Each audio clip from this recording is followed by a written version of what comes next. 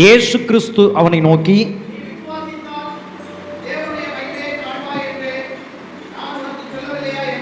நீ விசுவாசித்தால் தேவனுடைய மகிமையை காண்பாய். ஒரு ஆமீன் சொல்லுங்களேன், ஒரு ஆமீன் சொல்லுங்களேன். ஆமீன் என்று அங்கீகரிக்கும் பொழுது இந்த வார்த்தை நமக்கு வாக்குத்தத்தமாய் பலிக்கும். ஆமீன் சொல்லுங்களேன். புதிய ஏற்பாட்டிலும் புதிய ஏற்பாட்டு தரிசன புஸ்தகங்களிலும் இயேசு கிறிஸ்து தம் வாயினால் சொன்ன வார்த்தைகளை நாம் கூர்ந்து கவனிப்பாத்தால் அது நம்முடைய வாழ்க்கைக்கு தேவையான அருமையான வாக்குத்தத்த வார்த்தையாகவும் அமைந்திருக்கும். ஒரு ஆமீன் சொல்லுங்களேன், ஹல்லேலூயா சொல்லுங்களேன். ஆண்டவராகிய அவர் மகிமையின் குமாரனாக மகிமையான தேவனுடைய ஸ்தலத்திலிருந்து அனுப்பப்பட்டவராய் உலகெங்கும் ஊர் ஊராக வீதி வீதியாக அவர் கடந்து சென்று தேவனுடைய உன்னதமான ரகசியங்களை சுவிசேஷங்களாக அவர் அறிவித்து வரும்போதெல்லாம் அவர் செய்த காரியங்களை நாம் பார்க்கும் பொழுது அந்த காரியங்கள் எல்லாம் மகிமையான காரியமாய் இருந்திருக்கிறது. ஒரு அல்லேலூயா. மகிமை என்கிற தலைப்பிலே ஆண்டவர் நாளிலே நமக்கு அருள் வாக்காக அவர் நம்முடனே பேச விரும்புகிறார். ஒரு ஆமீன் சொல்லுங்களேன், அல்லேலூயா. மகிமையின் முக்கியத்துவத்தை நாம் அறிந்து கொள்ள வேண்டும் என்பதற்காக தேவன் தந்திருக்கின்ற இந்த நாளுக்காக கரங்களை உயர்த்தி தேவனை மகிமைப்படுத்தலாம். ஹல்லேலூயா, ஹல்லேலூயா. யோவான் சுவிசேஷ புஸ்தகம் 1ஆம் அதிகாரத்தில் நாம் வாசிக்கும் பொழுது ஆதியிலே வார்த்தை இருந்தது. அந்த வார்த்தை 14ஆம் வசனத்தில் வாசிக்கும் பொழுது அந்த வார்த்தை மாம்சமாகி கிருபையினாலும் சத்தியத்தினாலும் நமக்குள்ளே வாசம் பண்ணினார், அவருடைய மகிமையை கண்டோம். ஆமென் சொல்லுங்களேன், அல்லேலூயா சொல்லுங்களேன், ஹல்லேலூயா.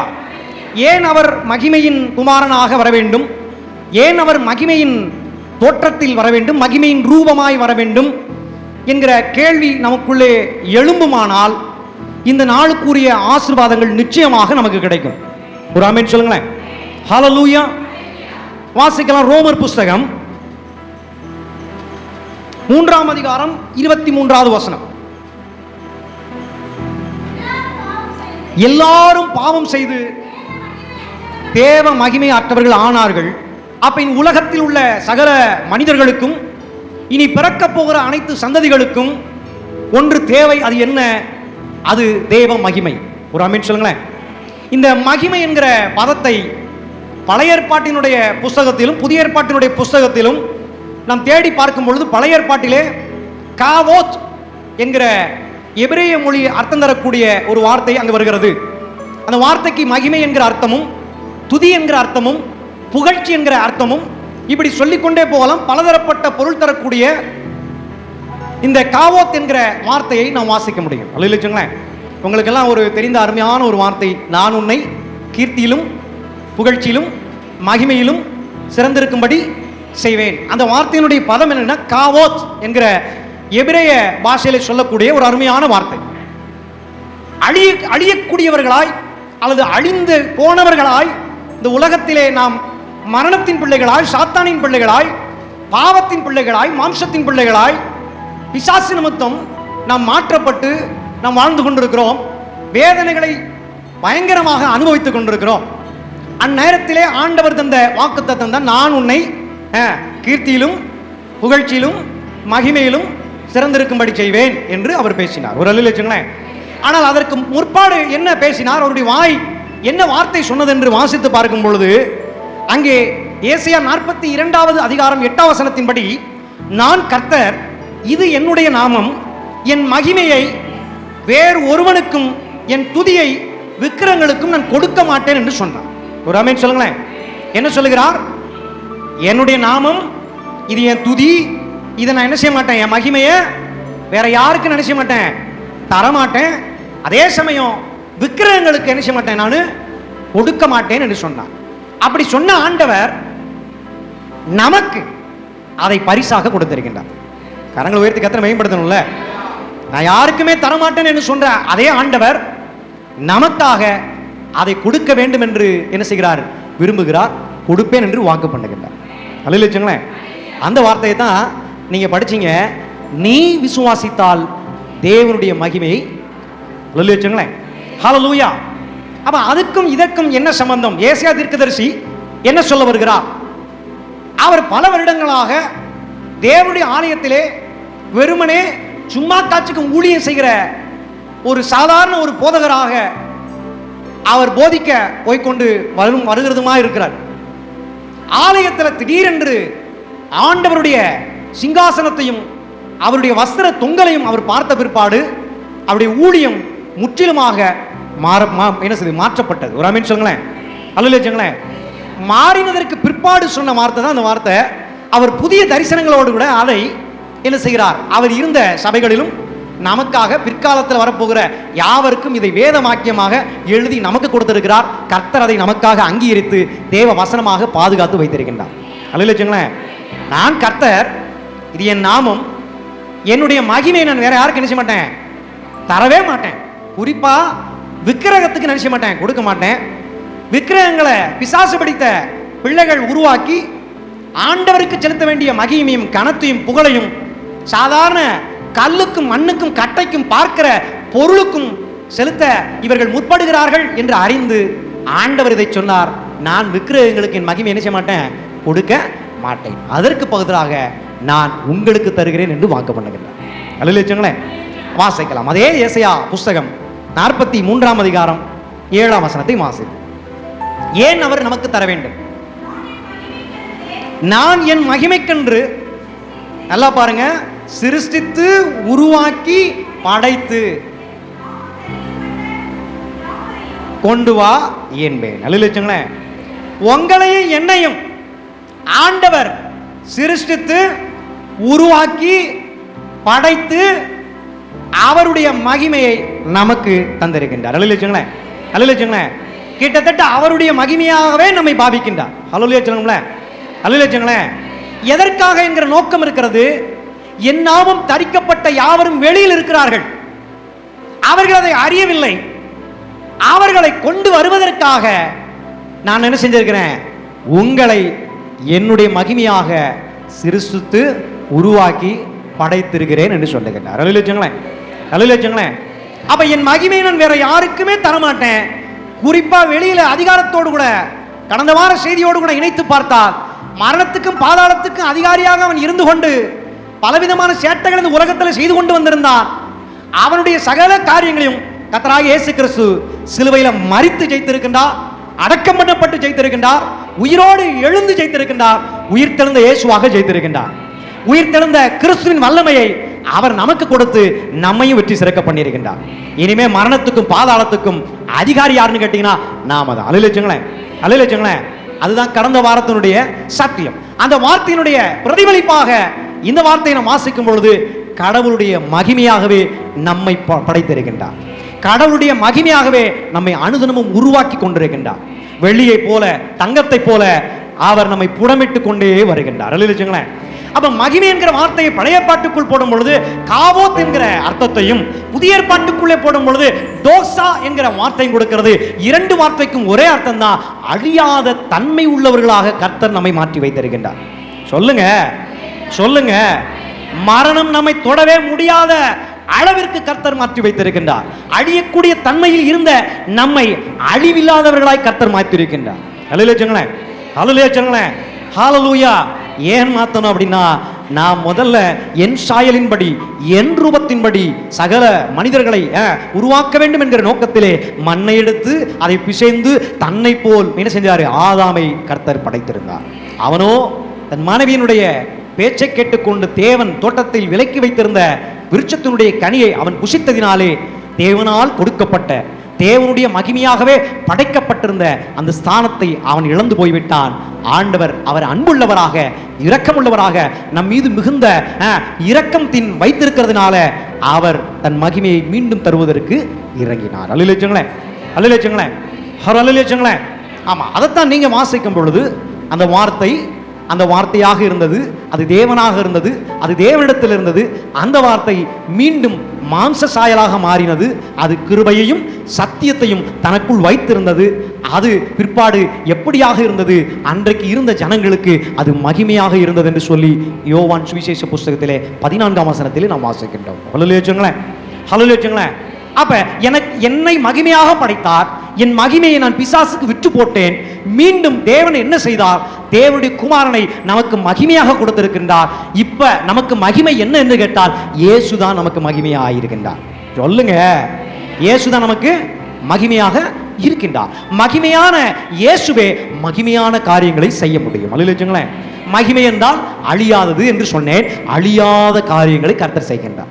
அல்லேலூயா. அல்லேலூயா. அதை விசுவாசிக்கிறவர்கள் அவர்களும் மகிமையான காரியங்களை தங்கள் கண்களால் பார்க்க முடியும், அதை பெற்றுக்கொள்ள முடியும், அதை அனுபவிக்க முடியும்.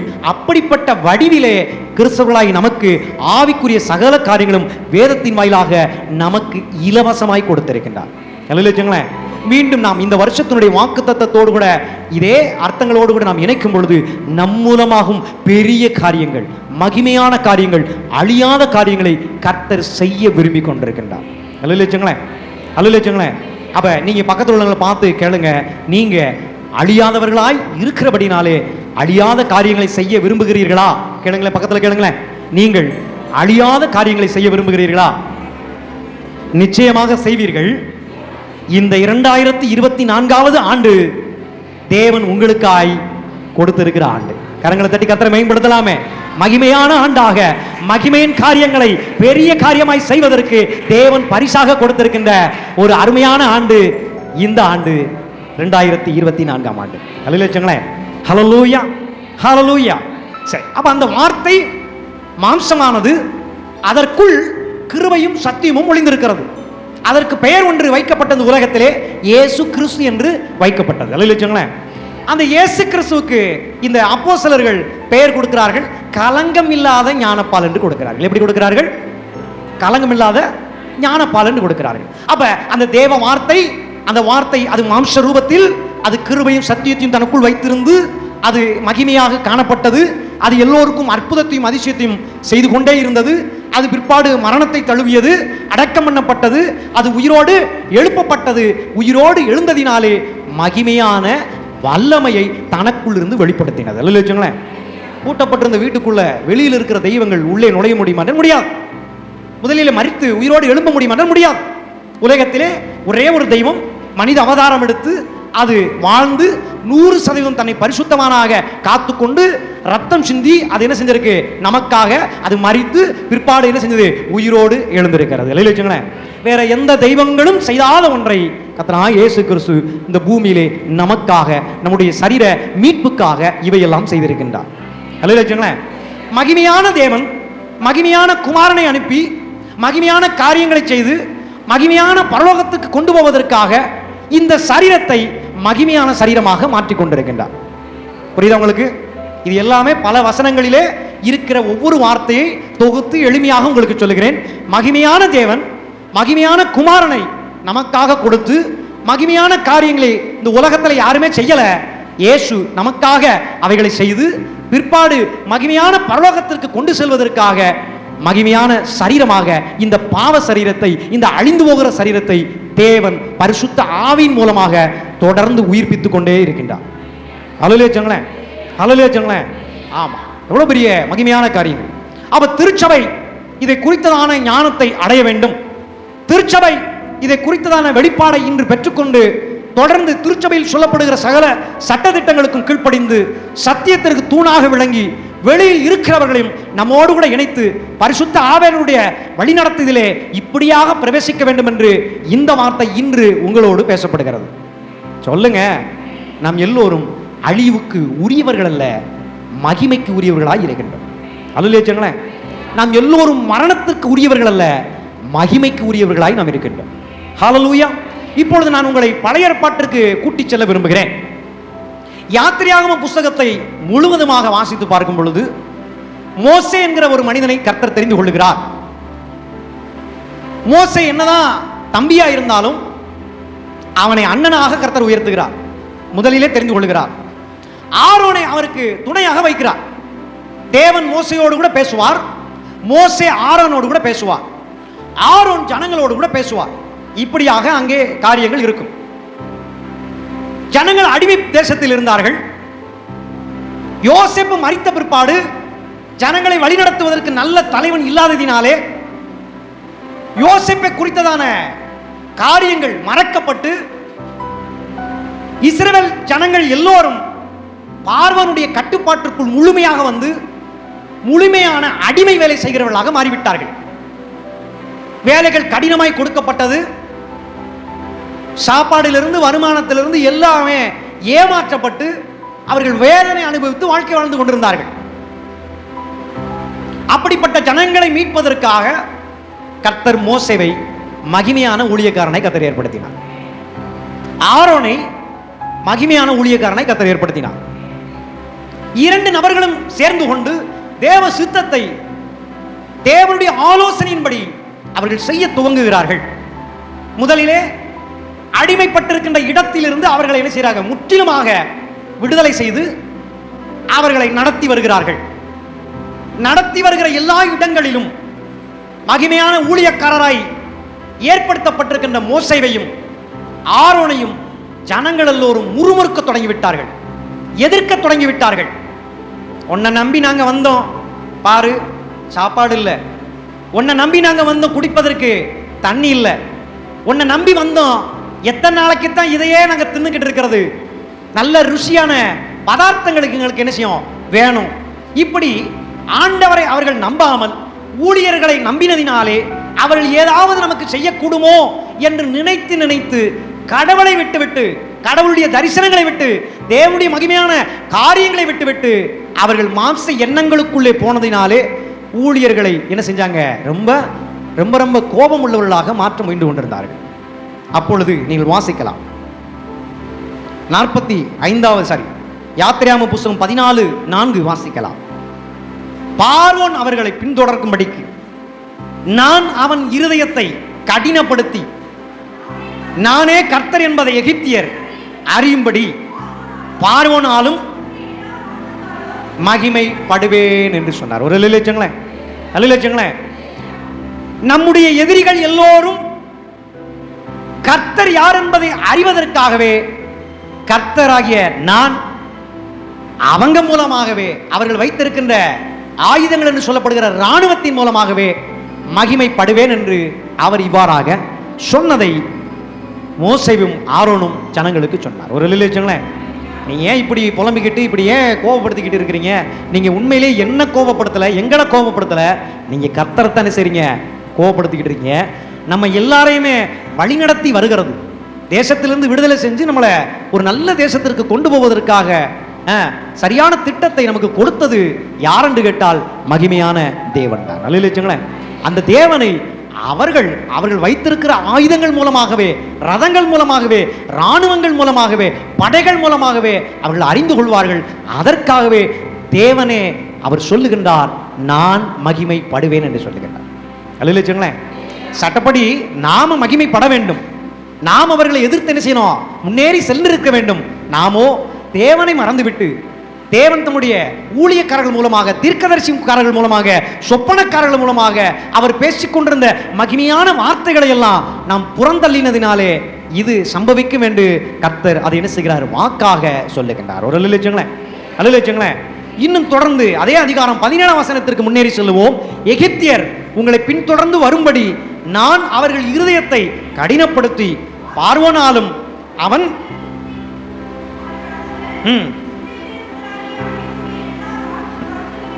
மீண்டும் அவர் என்ன செய்கிறாரே சொல்லுகிறார். ஆனால் இவர்களுக்குள்ளே மாம்ச எண்ணங்கள், புசிப்பதற்கும் குடிப்பதற்கும் உல்லாசமாய் வாழ்வதற்கும் லேசாக அப்படியே நம்ம சுத்தி வருவதற்கும் இப்படியே அவர்களுடைய எண்ணங்கள் இருந்ததினாலே மீண்டும் ஆண்டவர் தம்முடைய மகிமையான ஊழியக்காரர்களாய் நியமிக்கப்பட்ட மோசே மூலமாகவும் ஆரோன் மூலமாகவும் தொடர்ந்து ஒரே விஷயத்தை எடுத்து சொல்லிக் கொண்டே இருக்கின்றார். ஹல்லேலூயா. அடுத்த வசனம், இப்படி நான் பார்வோனாலும் அவன் ரதங்களாலும் அவன் குதிரை வீரராலும் மகிமைப்படும் பொழுது நானே கர்த்தர் என்பதை அவர்கள் அறிவார்கள் என்று மீண்டும் சொல்லுகின்றார். ஒரு அல்லேலூயா. அந்த சாப்டர் முழுசும் நம்ம வாசிக்கும் பொழுது நான் யுத்தம் பண்ணுவேன், நீங்கள் என்ன செய்வீங்க? சும்மா இருப்பீர்கள். அல்லேலூயா. அப்ப கர்த்தருடைய மகிமை என்ன என்று பார்த்தால், அவர் எகிப்து தேசத்திலிருந்து பார்வோனுடைய கட்டுப்பாட்டுக்குள் இருந்த இஸ்ரவேல் ஜனம் என்று சொல்லப்படுகிற நம்மை ஆண்டவர் என்ன செய்கிறாரு? விடுதலை செய்து அவர் நடத்தி வருகிறார். நடத்தி வரும் பொழுது பல பிரச்சனைகளை ஜனங்கள் சந்திக்க நேரிட்டிருக்கும் பொழுது ஜனங்களுக்கு தேவன் அருள்வாக்காக சொல்லிக் கொண்டு வருகிறார்கள். கீழ்ப்படியவில்லை என்றாலும் முறுமுறுத்தாலும் அவர் செய்ய வேண்டும் என்று நினைத்திருந்த மகிமையான காரியத்தை நமக்காக தடையில்லாமல் செய்து முடித்தார். அதுல ஒண்ணுதான், செங்கடலை கர்த்தர் இரண்டாக பிளந்தார். இன்னைக்கு வரைக்கும் அந்த காரியத்தை பேசிக்கொண்டே இருக்கிறோம். சொல்ல மாட்டீங்க? மகிமை என்றால் என்ன சொன்னேன்? அழியாதது என்று சொன்னேன். மகிமையான காரியம் என்றால் என்ன? அழியாத காரியம். பல பேர் வேதத்தை அழிக்க வேண்டும், பல பேர் கிறிஸ்தவத்தை அழிக்க வேண்டும். இந்த இந்தியாவிலே பயங்கரமான தீய சக்திகள் கிறிஸ்தவத்திற்கு விரோதமாக செயல்பட்டு கொண்டுதான் இருக்கிறது, இருக்கத்தான் செய்யும். ஆனாலும் கர்த்தர் நமக்காக யுத்தம் செய்வார், நாம் சும்மா இருப்போம். சொல்லுங்க. ஏனென்றால் கர்த்தர் இதுவரை செய்தது மகிமையான காரியங்கள். அல்லேலூயா. செய்து கொண்டு இருக்கிறதும் மகிமையான காரியங்கள். அல்லேலூயா. இனி செய்ய போகிறதும் என்ன என்று கேட்டால் மகிமையான காரியங்கள். அல்லேலூயா. அந்த காரியத்தை யாராலும் என்ன செய்ய முடியாது? அழிக்கவே முடியாது. ஏனென்றால் எல்லாமே கர்த்தர் நாமம் மகிமைப்படும்படிக்கே செய்யப்பட்டு கொண்டிருக்கிறது. ஹல்லேலூயா, ஹல்லேலூயா. அதே போலதான் இந்த ஊழியம் அழிய வேண்டும். இங்கே ஊழியம் செய்து கொண்டிருக்கிற நாம், தலைமை போதகராக இருக்கட்டும், உதவி போதகர்களாக இருக்கட்டும், சங்கீத தியானம் எடுத்துக்கொண்டிருக்கிறார்கள் இருக்கட்டும், அல்லது இங்கே ஜெபிக்கிற பிள்ளைகளாக இருக்கட்டும், எல்லாரும் சபைக்கே வரக்கூடாது, சபையில கூட்டங்கள் குறைந்து விட வேண்டும், ஜனங்கள் சிதறடிக்கப்பட வேண்டும் என்று தீய சக்திகள் வான மண்டலத்தை என்ன செய்து போராடி கொண்டுதான் இருக்கிறது. போன வாரம் கர்த்தர் சொன்னார், அவனுடைய அதிகாரத்தையும் அவனுடைய துறைத்தனங்களையும் நான் என்ன செஞ்சிட்டேன்? வெளியரங்கமாக்கி அலங்கோலமாக்கி அவனை நிர்மாணப்படுத்தி விட்டேன் என்று சொல்கிறார். கரங்களை தட்டி கர்த்தரை மகிமைப்படுத்துவோம். ஹல்லேலூயா. அர்த்தம் என்ன? சிலுவையிலே நான் மகிமையான காரியமாக செய்திருக்கிறேன் என்று சொல்லுகிறார். அப்படின்னா என்ன? ஆயுதம் இல்லாத நபரா மாத்திட்டேன். எப்படி மாத்தி இருக்கிறேன்? அவன் ஒரு ஆயுதத்தை கையில வச்சிருக்கிறான், அதை வச்சுக்கிட்டு தான் பயமுடுத்திக்கிட்டு இருக்கிறான். அதுல நம்ம சொல்லும் பொழுது பயம்னு சொல்லலாம், பதறுகிற காரியம் சொல்லலாம். நாம் நம்பிக்கையா தைரியமா இருக்க வேண்டிய இடத்துல நம்ம நம்பிக்கையை எடுத்துட்டு சந்தேகத்தை கொடுப்பான். சந்தேகம் பிசாசுடைய ஆயுதம். அது எங்கே இருக்கிறது? அது கள்ள உபதேசத்திற்குள் இருக்கிறது. அதை குறித்து சொல்லும் பொழுதுதான் இந்த அப்போஸ்தலர்கள் சொன்னார்கள், கலங்கம் இல்லாத ஞானப்பால் என்று சொன்னார்கள். அல்லேலூயா. அப்ப ஞானப்பால் என்பது அது தேவன் கொடுப்பது. கலங்கமில்லாத ஞானப்பால் என்பது இயேசு கிறிஸ்து எவைகளெல்லாம் உலகத்தில் வந்து தரிசனங்களாக சொன்னாரோ பரிசுத்த ஆவியானவர் அதை திருச்சபையின் வாயிலாக இன்று நமக்கு கொடுப்பதுதான் கலங்கமில்லாத ஞானப்பால். அல்லேலூயா. அப்ப அங்க ஏதேன் தோட்டத்திலே ஏவாளுக்கு கொடுக்கப்பட்டது என்பது கலங்கப்பட்ட ஞானப்பால். நீ இதை புசித்தால் தேவரை போல இருப்பாய், நீ சாகவே சாக மாட்டாய் என்று சொன்ன வார்த்தை, அது கலப்படம் பண்ணி நமக்கு உள்ளே திணிக்கப்பட்ட ஒன்று. இயேசு மூலமாய் இன்று கொடுக்கப்படுவது அதை சுத்தப்படுத்தி அதை தூய்மையாக்கி முழுமையான சத்தியமாக நமக்குள்ளே அனுப்புகிறார். அல்லேலூயா. இப்ப அதை வாங்கி நாம பருகும் பொழுது, அந்த வார்த்தைகளை நாம் ருசி பார்க்கும் பொழுது அது நமக்குள்ளே கிரியை செய்கிறது. அல்லேலூயா. சொல்ல மாட்டீங்க?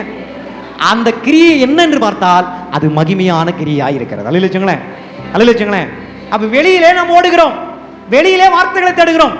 குறிப்பாக இன்று வலைதளங்கள் மூலமாக சத்தியங்களை நான் கற்றுக் கொடுக்கிறேன், நான் தூய்மையானதை சொல்லுகிறேன் என்று சொல்லி பல கள்ள போதகர்களும் கள்ள உபதேசியர்களும் நல்ல மகிமையான ஆத்துமாக்களாக ஆங்காங்கே கிராமங்களிலே, ஊர்களிலே, பட்டணங்களிலே நம்மை போல் நியமிக்கப்பட்டிருக்கிற ஆலயத்திலே கொடுக்கப்படுகிற சத்தியத்தை வேரோடு பிடுங்குவதற்காக ஏற்படுத்தப்பட்ட கூட்டங்கள் பின்னே நாம் போக வேண்டிய அவசியமே இல்லை. எங்கே 2 பேர் 3 பேர் நாமத்தினால் கூடுகிறார்களோ நான் அங்கே இருப்பேன் என்று சொல்லுகிறார். அல்லேலூயா. அதனால அங்கேயும் இங்கேயும் ஓடி அலைஞ்சு திரிஞ்சு நம்முடைய உழைப்பையும் வருமானத்தையும் காணிக்கையாக கொடுத்து ஏமாற்றப்படுகிற தன்மைகள் இனி நமக்கு தேவையே இல்லை. நாம் எங்கே இருக்கிறோமோ அங்கே இருந்து நாம் தேவனை, சத்தியத்தை உண்மையாக தேடி சத்தியத்தை ருசி பார்த்து கலங்கமில்லாத ஞானப்பாலை பருகும் பொழுது நம் மூலமாக தேவன் மகிமையான காரியங்களை செய்ய முடியும். அல்லேலூயா. அல்லேலூயா. இப்ப இருதயத்தில் கையை வச்சு இந்த ஆலயத்தை எனக்கு மகிமையான ஆலயமாக கொடுத்ததற்காக தேவனை மகிமைப்படுத்துங்களேன், மகிமைப்படுத்துகிறேன். ஹல்லேலூயா சொல்லுங்களேன். இந்த ஆலயத்தில் என்ன ஒரு விசுவாசியாக, மகிமையான விசுவாசியாக நீ ஏற்படுத்தியதற்காக உமக்கு கோடி கோடி நன்றிகள் என்று சொல்லுங்களேன், நன்றி என்று சொல்லுங்களேன். இந்த ஆலயத்தின் வாயிலாக தேவன் செய்கிற ஊழியத்தை நல்ல கவனம் மக்களுங்க, மகிமையான ஊழியத்தை எனக்கும் எங்களுக்கும் நீர் கொடுத்திருக்கிறது, உமக்கு கோடி கோடி நன்றி என்று சொல்லி கரங்களை தட்டி கர்த்தரை மகிமைப்படுத்தலாமே. ஹalleluya என்று சொல்லலாமே.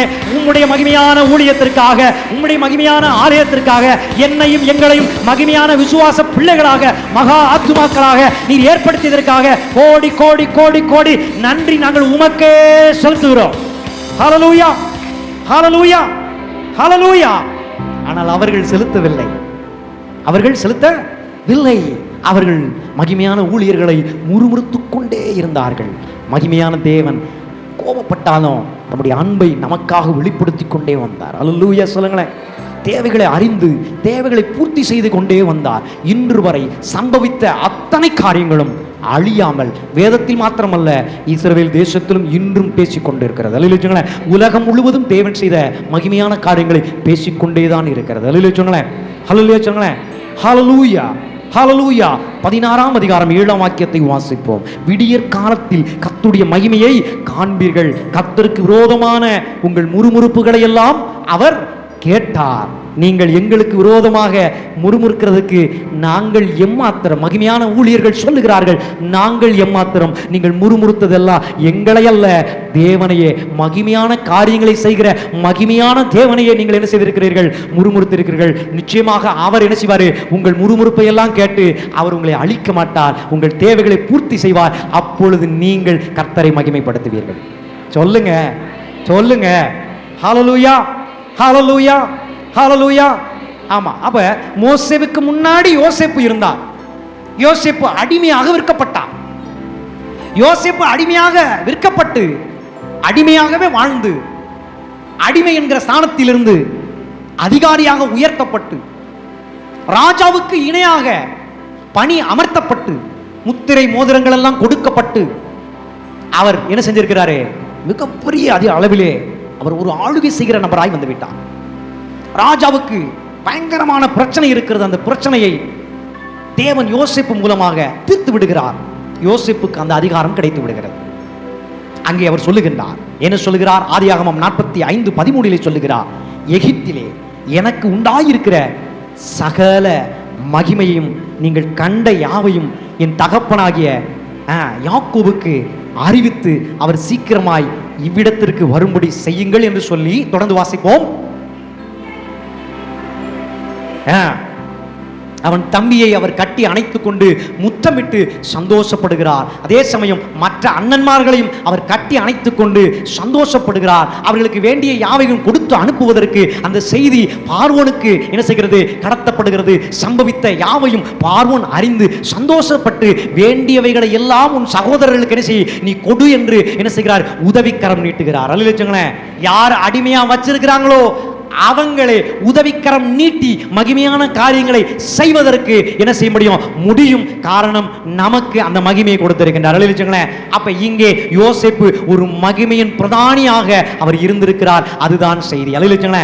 அந்த செய்தியை மறக்கடிக்கப்பட்டு தான் இந்த மோசே ஒரு திரளான கூட்டத்தை கொண்டு வந்தார் அல்லவா? அந்த கூட்டம் தான் மகிமையை இழந்த கூட்டம். அந்த கூட்டம் தான் முறுமுறுக்கிற கூட்டம். அந்த கூட்டம் தான் தேவனை கோபப்படுத்துகிற கூட்டம். நாம் ஒரு நாளும் மகிமை இழந்த கூட்டமாக அல்ல, தேவனுடைய ஊழியக்காரர்களை முறுமுறுக்கிற கூட்டமாய் அல்ல, தேவனுடைய உன்னதமான ஊழியத்தை புறந்தள்ளுகிறவர்களாக இல்ல, தேவனுடைய ஊழியத்தில் இணைக்கப்பட்டு மகிமையான ஊழியக்காரர்கள் சொல்லுகிறவையெல்லாம் கேட்டு மகிமையான ஊழியத்தை நாம் செய்யும் பொழுது தேவன் நம் மூலமாக மகிமையான காரியங்களை யோசேப்பு மூலமாய் செய்தது போல நம் மூலமாகவும் செய்ய முடியும். ஒரு அல்லேலூயா சொல்லுங்களேன். அல்லேலூயா சொல்லுங்களேன். அது நடக்கணும்னா நிச்சயமா நீங்க ஒரு கீழ்ப்படிதலுக்குள்ளே வர வேண்டும், கர்த்தருக்கு பயப்படுகிற தன்மைக்குள்ளே வர வேண்டும் என்று நீங்கள் இப்போது உங்களை தேவனுக்கு அர்ப்பணிக்க வேண்டும். ஹல்லேலூயா ஹல்லேலூயா. என் மூலமா தேவன் மகிமையான காரியங்களை செய்வாரா? நிச்சயம் செய்வார். ஹல்லேலூயா. என் மூலமாக மகிமையான ஊழியங்களை செய்ய முடியுமா? நிச்சயமாய் செய்ய முடியும், நிச்சயமாய் செய்வார். ஹல்லேலூயா ஹல்லேலூயா. உங்களுக்கு தெரிஞ்ச ஒன்று வார்த்தை சொல்றேன். ஆபத்து காலத்தில் அப்பொழுது நான் உன்னை, நீ என்னை. ஹல்லேலூயா சொல்லுங்களேன். ஒரு ஜெபத்துக்குள்ள, ஒரு ஜெபம் செய்கிறது மூலமாக கூட நாம் தேவனை மகிமைப்படுத்த முடியும். யார் தேவனை மகிமைப்படுத்துகிறார்களோ அவர்களை தேவன் மகிமைப்படுத்துவார். நீங்கள் ஜெபம் செய்வதே தேவனுக்கு மகிமையாக இருக்கிறது. சொல்லுங்க. நீங்க ஜெபம் செஞ்சீங்கன்னா பாரு, என் புள்ள என்ன நோக்கி கூப்பிடுது. அவனுக்கு ஆபத்து இருக்கும் பொழுது, அவனுக்கு கஷ்டம் இருக்கும் பொழுது, அவனுக்கு சோதனை இருக்கும் பொழுது அவன் உலகத்தை பார்க்காமல், மாம்ச காரியங்கள் அவன் தலையீடு செய்யாமல் என்னை நோக்கி அவன் கூப்பிடுகிறபடினாலே நான் அவனுக்கு பதில் கொடுப்பேன், நான் விடுதலை செய்வேன். அப்படின்னா என்ன? மகிமையான காரியங்களை செய்வேன். ஹல்லேலூயா ஹல்லேலூயா. என் தேவன் எனக்கு மகிமையான காரியங்களை செய்தபடியினாலே நான் என்ன செய்வேன்? கர்த்தரை மகிமைப்படுத்துவேன். ஹல்லேலூயா சொல்லுங்களேன். ஹல்லேலூயா. கர்த்தருக்கு பயப்படுதலுக்கும் தாழ்மைக்கும் வருகிற பலன் ஐஸ்வர்யமும் மகிமையும் கனம் என்று நீதிமொழிகளிலே சொல்லப்பட்டிருக்கிறது. ஹல்லேலூயா. அப்ப கடவுளுக்கு முன்பாக நாம் தாழ்மைப்படுகிறது மூலமாக, கடவுளுக்கு முன்பாக நாம் பயப்படுகிறது முன்பாக நமக்கு ஐஸ்வர்யம் நமக்கு கிடைக்கும், மகிமை கிடைக்கும், மற்றவர்கள் நம்மை பார்த்து கையெடுத்து கும்பிடுகிற அளவுக்கு கனம் கர்த்தரால் நமக்கு கிடைக்கும். ஹல்லேலூயா. எப்படி ஜெபம் செய்கிறது மூலமாக தேவனை நாம் மகிமைப்படுத்த முடியுமோ, அதே சமயம் கர்த்தருடைய சமூகத்தில் நம்மை தாழ்த்தி கர்த்தருக்கு பயந்து ஆராதிக்கிறது மூலமாகவும் கர்த்தருடைய நாமம் மகிமைப்படும். அல்லேலூயா. கர்த்தர் மகிமைப்படுவாரானால் கர்த்தருடைய நாமம் ஸ்தலத்திலே ஆராதிக்கிறது மூலமாக, நீங்கள் தாழ்மைப்படுகிறது மூலமாக, நீங்கள் கர்த்தருக்கு பயப்படுகிறது மூலமாக அவர் நாமம் மகிமைப்படுமானால் கர்த்தர் உங்களை ஆசீர்வதிப்பார். அல்லேலூயா. அந்த ஆசீர்வாதம் ஐஸ்வர்யத்தை தரும். அல்லேலூயா. அந்த ஐஸ்வர்யத்தின் நிமித்தமும் அந்த ஆசீர்வாதத்தின் நிமித்தமும் உங்களுக்குள் இருக்கின்ற எல்லா வேதனைகளும் கர்த்தர் எடுத்து போட்டு விடுவார். ஹல்லேலூயா. மற்றவர்கள் முன்பாக நீங்கள் தலை நிமிர்ந்து நடக்கிறவர்களாக, உங்களை பார்த்து கை கூப்புகிற அளவுக்கு கர்த்தர் உங்கள் தலையை உயர்த்தி வைப்பார். ஹல்லேலூயா. கரங்களை தட்டி கர்த்தரை மகிமைப்படுத்துவோமே.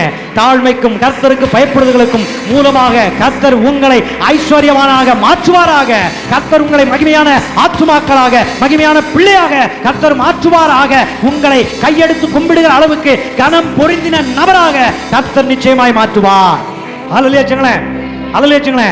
அப்பதான் பாட்டு நமக்கு வரும். அழிவுக்கு உரிய இவ்வுடல் ஒரு நாள் அழியாமை அணிந்து கொள்ளும், சாவுக்கு உரிய இவ்வுடல் ஒரு நாள் சாவாமை அணிந்து கொள்ளும். பயம் இல்லையே எனக்கு, பயம் இல்லையே, ஜெயம் எடுத்தார் இயேசு, ஜெயம் எடுத்தார். பயம் இல்லையே, மரண பயம் இல்லையே, ஜெயம் எடுத்தேன் நான், ஜெயம் எடுத்தேன். மரணமே உன் கூரெங்கே, பாதாளமே உன் ஜெயம் எங்கே? மரணமே உன் கூரெங்கே, பாதாளமே உன் ஜெயம் எங்கே? ஹல்லேலூயா. ஹல்லேலூயா. சிலருக்குள்ளே புதிய தரிசனங்கள் வந்து விட்டது. ஹல்லேலூயா. ஹல்லேலூயா.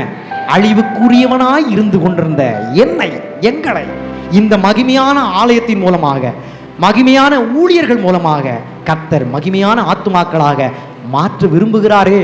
இத்தனை நாள் இவைகளை நான் தெரியாமல் இருந்து விட்டேனே, இன்று கர்த்தர் எனக்கு இந்த கலங்கமில்லாத ஞானப்பாலை கொடுத்திருக்கின்றார். சொல்லுங்க ஹல்லேலூயா. சொல்லுங்களேன் ஹல்லேலூயா. இந்த கலங்கமில்லாத ஞானப்பாலை நான் ருசி பார்க்க அழிவுக்குரியவனாய் இருந்து கொண்டிருக்கிற எங்களை கர்த்தர் ஜீவனுக்கு எதுவாக மாற்றுவார். ஹல்லேலூயா. அழியாத தன்மைக்குள்ளே கர்த்தர் கொண்டு வருவார்.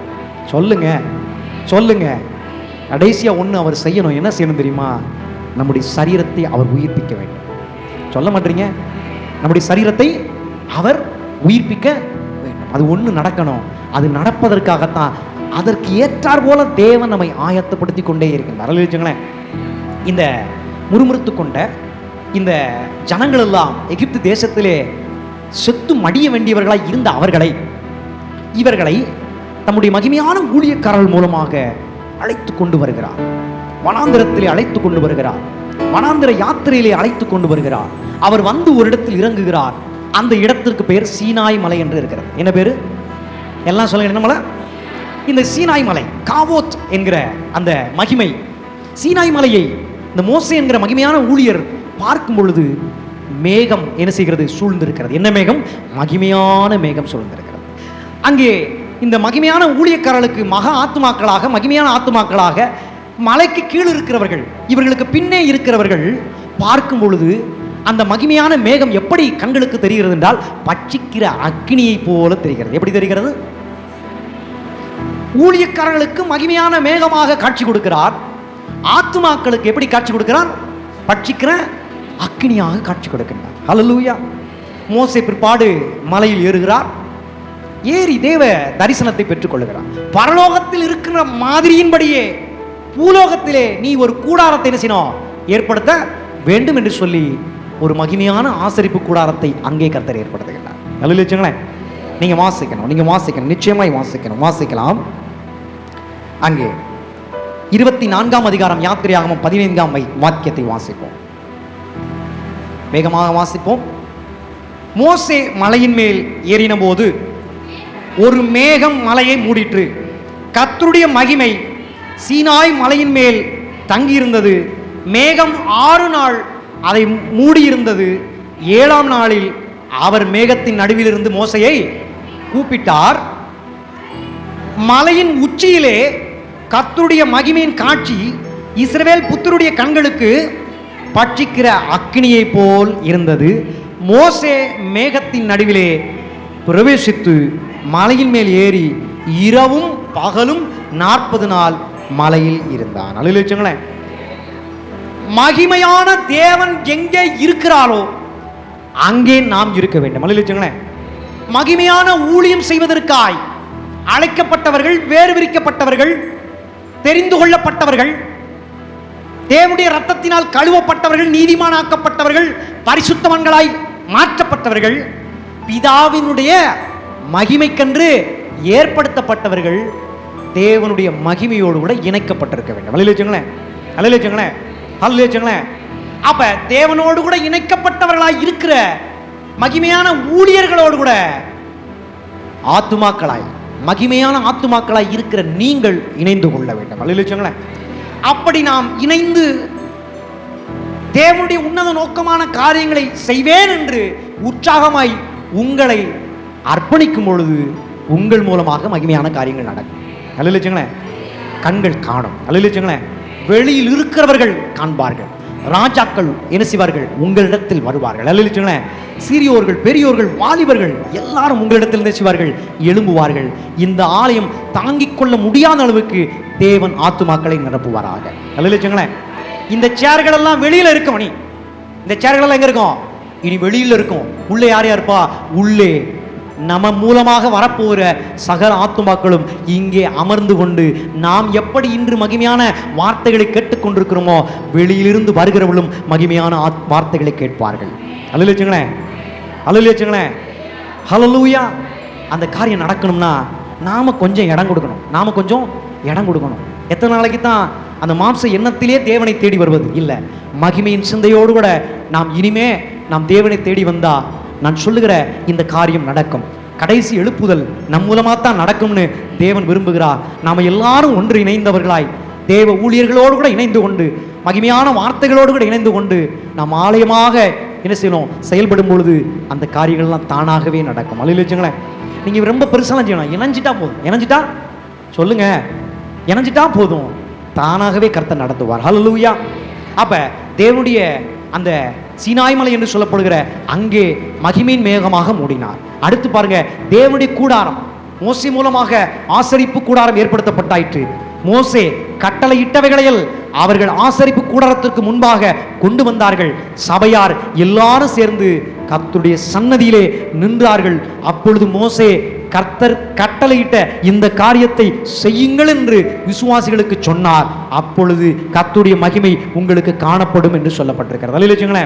அங்கே இயேசு அற்புதம் நடப்பதற்காக, அதிசயம் நடப்பதற்காக நீ விசுவாசித்தால் தேவனுடைய மகிமையை காண்பாய் என்று சொன்னதை போல இங்கே பழைய ஏற்பாட்டின் கதாநாயகனாக மகிமையின் ஊழியக்காரராக இருந்து கொண்டிருக்கின்ற இந்த மோசே மூலமாகவும் அதே வார்த்தை முன்பாக பேசப்பட்டிருக்கிறது. அல்லேலூயா. அங்கே பேசப்பட்ட வார்த்தைக்கு அர்த்தம் கிரேக்க பதத்திலே டோக்ஸா என்றால், இங்கே பேசப்பட்டிருக்கிற வார்த்தை அர்த்தம் எபிரேய மொழியிலே காவாத் என்கிற அர்த்தம் கொள்ளப்படுகிறது. அல்லேலூயா. அந்த இரண்டு வார்த்தைக்கும் வல்லமை உண்டு. அந்த வல்லமையான வார்த்தை நீங்கள் காது கொடுத்து கேட்டிருக்கிறீங்க. அங்கே சொல்லப்படுகிறது என்ன என்று கேட்டால், தொடர்ந்து நீங்க யாத்திரை முழுவதுமாக, லேவியராக முழுவதுமாக, சீனாய் மலையிலும் ஆசரிப்பு கூடாரத்திலும் தாவீது மூலமாக கட்டப்பட்டு வேண்டிய அந்த ஆலயம் சாலமோன் மூலமாக கட்டப்பட்டதல்லவா? அத்தனை காரியங்களுக்குள்ளேயும் ஒன்று இருக்கிறது. நீங்க உங்களை தேவனுக்கு அர்ப்பணிக்க வேண்டும். உங்களிடத்தில் இருக்கிறதை நீங்கள் அர்ப்பணிக்க வேண்டும். அப்பொழுது தேவன் உங்களை ஆசீர்வதித்து, உங்களிடத்தில் இருக்கிறதை ஆசீர்வதித்து மகிமையான ஆத்துமாக்களாகவும் மகிமையான ஆலயமாகவும் மகிமையான ஊழியங்களாகவும் மாற்ற வல்லவராயிருக்கின்றார். அல்லேலூயா. அல்லேலூயா. ஆமா, நல்லா நம்ம போய் வாசித்து பார்த்தா அங்க அந்த 24ஆம் அதிகாரத்தில் அவர் சொன்னாரு. என்ன சொன்னாரு? இரவும் பகலும் 40 நாள் மலையில் இருந்தான் அல்லவா, இருந்துட்டு அப்படியே அடுத்து வருகிறான். அடுத்த அதிகாரம் 25ஆம் அதிகாரம். 25ஆம் அதிகாரத்திலிருந்து 35வது வரைக்கும் ஆசரிப்பு கூடாரம் உருவாவதற்காகவே நீங்கள் கடவுளுக்கு ஏதாகிலும் காணிக்கை கொண்டு வந்து தர வேண்டும் என்று சொல்லப்பட்டிருக்கிறது. ஹல்லேலூயா. மனம் உள்ளவன் எவனோ, உற்சாகம் உள்ளவன் எவனோ அவனிடத்தில் நீ காணிக்கை வாங்கு. எதற்காக? கர்த்தருடைய மகிமையை வெளியிலே பிரஸ்தாபப்படுத்துவதற்காக. கர்த்தருடைய மகிமையை நீங்கள் பெற்றுக்கொண்டது போல அங்கே செங்கடலை பிளந்தார், அங்கே உங்களுக்கு இறைச்சியை கொடுத்தார், காடைகளை கொடுத்தார், வானத்து தூதர்கள் சாப்பிட வேண்டிய மன்னாவை உங்களுக்கு என்ன செய்தார்? கொடுத்தார். கசந்த அந்த மாறாவினுடைய தண்ணீர் என்ன செஞ்சார்? மதுரமாக உங்களுக்கு கொடுத்து உங்களை என்ன செஞ்சார்? ஜீவன் தப்புவதற்கு என்ன செஞ்சார்? உதவி செய்தார். இன்னும் முன்னாடி போனா யோசேப்பை அங்கே வைத்து யோசேப்பு மூலமாக அவனுடைய சகோதரர்கள், அவனுடைய எல்லா ஜனங்களும் ஜீவ ரட்சனை செய்வதற்காக நீங்கள் என்னை விற்கவில்லை, தேவனே என்னை அடிமையாக என்ன செஞ்சாரு? முன்னே அனுப்பி இருக்கின்றார் என்று சொல்லப்பட்டிருக்கிறது. அப்ப எல்லா இடத்திலும் சொல்லப்பட்டிருக்கிறவைகளுக்குள்ளே நாம் கடந்து சென்று தேவ தரிசனத்தோடு கூட நாம் இணைந்து கொள்வோமானால் அங்கே மகிமையான காரியங்களை செய்வதற்கு நம்மை தேவனுக்கு மகிமையாக ஏற்படுத்தியிருக்கின்றார். நீங்க வாசிங்க தெசலோனிக்கர் புஸ்தகம், நீங்க வாசிக்கணும், கண்டிப்பாக வாசிக்கணும். தெசலோனிக்கர் புஸ்தகம், 1 தெசலோனிக்கர் புஸ்தகம் 2ஆம் அதிகாரம் 20வது வசனம். நான் நிறைய வசனங்களை வைத்திருக்கிறேன், ஆனாலும் சுருக்கமாக நான் முடித்துக் கொள்ளுகிறேன். 1 தெசலோனிக்கர் புஸ்தகம் 2ஆம் அதிகாரம் 20ஆம் வசனத்தின்படி நீங்களே எங்களுக்கு மகிமையும் சந்தோஷமுமாய் இருக்கிறீர்கள் என்று எழுதப்பட்டிருக்கிறது. ஒட்டுமொத்த வேதாகமும் ஒன்றை சொல்ல விரும்புகிறது, நீங்க தான் எங்களுக்கு மகிமையாகவும் சந்தோஷமாகவும் இருக்கிறீர்கள். உங்களை எங்களுக்கு மகிமையாக வைத்திருக்கின்றார், உங்களை எங்களுக்கு சந்தோஷமாக வைத்திருக்கின்றார். எதற்காக என்றால் மகிமையான ஊழியத்தை செய்வதற்காக, மகிமையான காரியங்களை வெளியில் உள்ளவர்களுக்கு செய்வதற்காக, மகிமையான சத்தியத்தை வார்த்தைகளை கொண்டு போய் சேர்ப்பதற்காக உங்களை எங்களுக்கு மகிமையாகவும் சந்தோஷமாக ஏற்படுத்தியிருக்கிறார். கரங்களை தட்டி கர்த்தரை மகிமைப்படுத்தலாமே. ஊழியக்காரர்களுக்கு என்ன போய் மகிமையா வச்சிருக்கிறாரே, ஊழியக்காரருக்கு என்ன போய் சந்தோஷமா வச்சிருக்கிறாரே, மகிமையான ஊழியக்காரருக்கு என்னையும் என் குடும்பத்தையும் என் குடும்பத்தில் உள்ளவர்களையும் எனக்கு பின்னாடி பிறக்க போகிற எல்லாரையும் கர்த்தர் எப்படி வைத்திருக்கின்றார்? மகிமையாகவும் சந்தோஷமாகவும் வைத்திருக்கின்றார். ஹல்லேலூயா. ஹல்லேலூயா. ஹல்லேலூயா. எழுந்து நிற்போமா? மகிமை, தேவ மகிமை வெளிப்படும் நாள் வந்தது. மகிமை, தேவ மகிமை வெளிப்படும் நாட்கள் இது.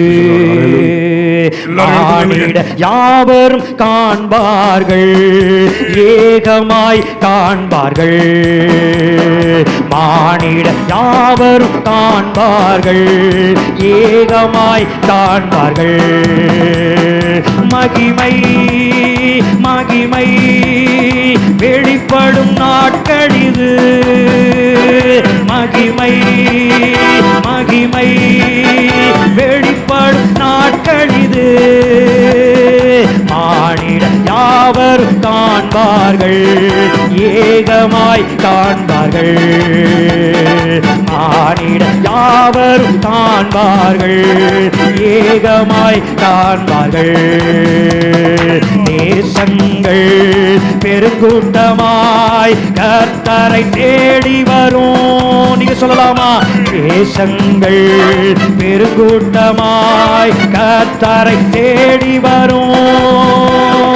ராஜாக்கள் அதிகாரிகள் ஆர்வமாய் வருவார்கள்.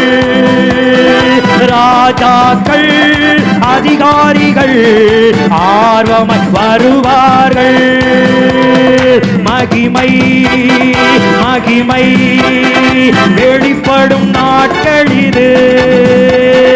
மகிமை, மகிமை வெளிப்படும் நாட்கள் இது. மானிட யாவரும் காண்பார்கள், ஏகமாய் காண்பார்கள். மானிட யாவரும் காண்பார்கள், ஏகமாய் காண்பார்கள். மகிமை, மகிமை வெளிப்படும் நாட்கள் இது. மகிமை, மகிமை வெளிப்படும் நாட்கள் இது. மகிமை, மகிமை வெளிப்படும் நாட்கள் இது. மகிமை, மகிமை வெளிப்படும் நாட்கள் இது. மானிட சீடர் யாவரும் காண்பார்கள், ஏகமாய் காண்பார்கள். எல்லாரும் கண்ணை மூடிக்கொண்டிருக்கும் பொழுது யாருக்கெல்லாம் அந்த தேவனுடைய மகிமையை காண வேண்டும்,